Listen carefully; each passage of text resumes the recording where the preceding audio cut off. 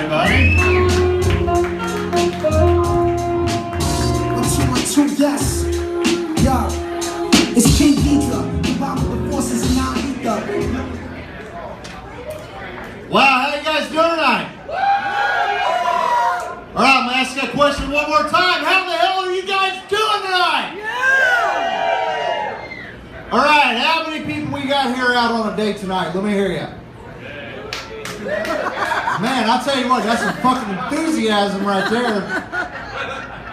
I fucking hate dating. I fucking hate it, and let me tell you why. I grew up in a small town in Indiana. Hey, no talking back there. Listen to what I'm saying.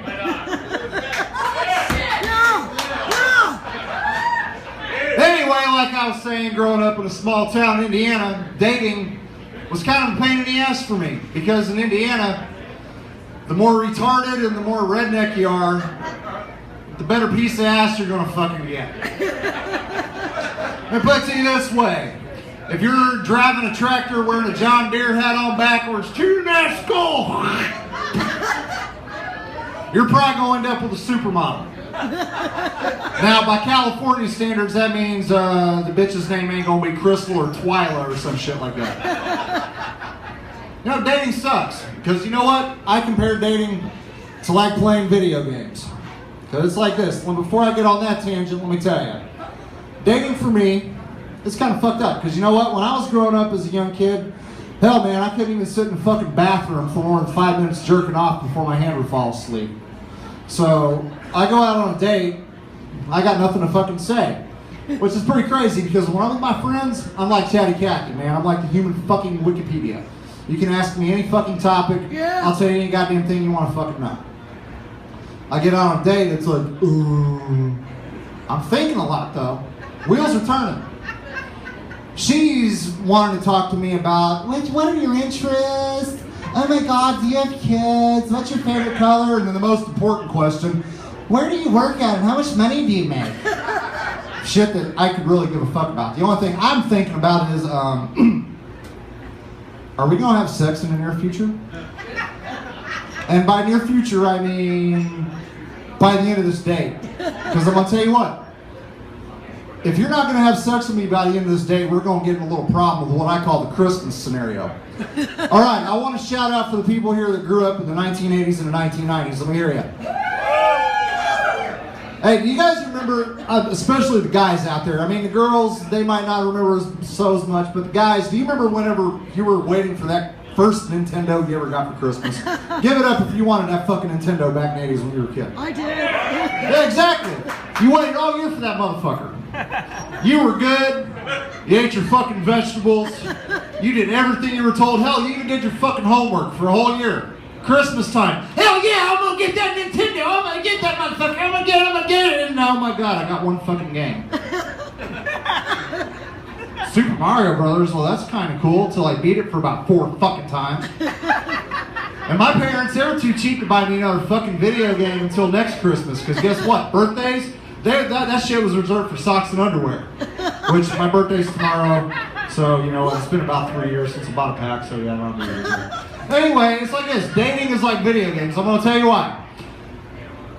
You get with the girl. She's not going to have sex with you on the first date, but you know what? You're going to be a patient soul because she's hot, obviously. You're going to wait. You're going to do everything she tells you to. You're going to go out on that date. You're going to buy her flowers. You're going to write her fucking poetry. You're going to do everything it takes. And my God, I finally got laid. And oh my God, I got to play Super Mario Brothers for the rest of my fucking life. Oh my God. That's the secret to why men cheat on women, ladies. Just so you know.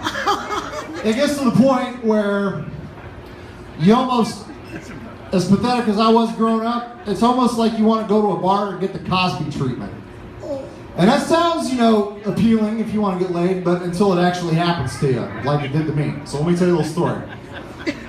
Me and my little homeboy, we went out to a bar one night. I saw this hot-ass chick walk in with her nasty-ass, fat-ass, disgusting, shampoo-looking friend. Okay, tell you what, I'm going to be politically correct about this. This is America. Can't offend anybody. So I'll tell you what. I meant to say relatively obese friend. Yeah, as in she ate a couple of her relatives before she came out to the fucking bar. And I started hitting on a hot friend. I should have probably had let my spidey senses take over because Princess Fiona was eyeing me like I was a goddamn steak. Spidey senses. Hot chick says, "Hey baby, why don't you buy me a Sicilian kiss?" I turned my back. The only thing I got kissed was my fucking beard, because I'm gonna tell you what. I woke up the next morning. I rolled over. "Hey, listen to me in the back, goddammit, quit fucking talking." I rolled over, and I'm lying next to an endangered species. I mean, hell, I can even hear the fucking tag beeping. And if that's not bad enough, I had some nasty, dirty, disgusting, piss-covered little brat running in, screaming, "Are you my new daddy? Oh my God, are you my new daddy?" And well, I'll tell you what, that's a sobering moment. If you want to wear off a hangover, that's the fucking solution.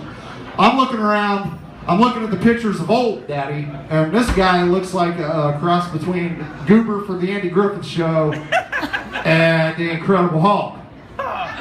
Now, with that being said, they also say that retards are the most dangerous people to fuck with, so I'm looking at the pictures of this asshole, and he looks like a Grim Reaper. So with that being said, I quickly jumped out of bed. I brushed the flour off my crotch, and ran out the fucking door. And now there's two things. One, I didn't realize what trailer park I was in.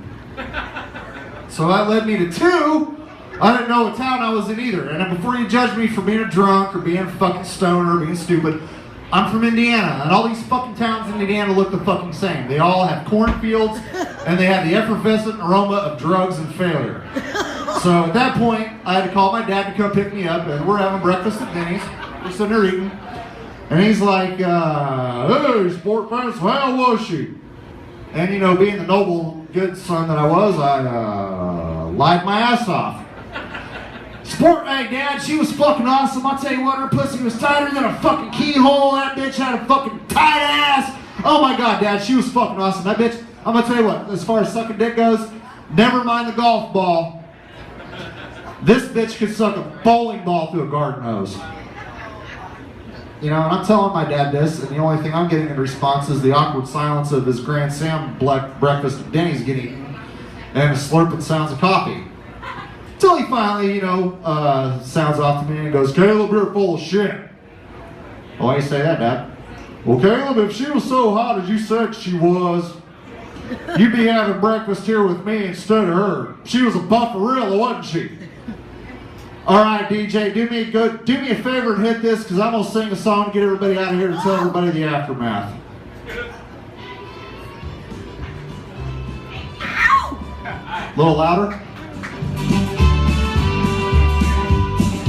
Crabs are burning big, and they leave a fiery ring. I was drunk, you were for hire. Stuck my dick in a ring of fire.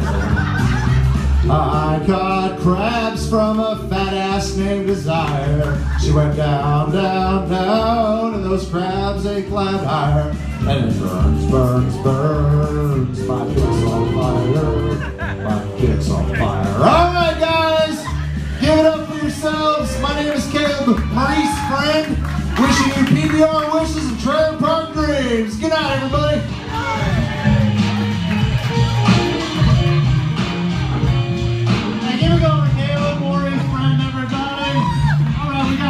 Before we get to your headline, it's my pleasure to bring up the very funny Mary Suck, everyone.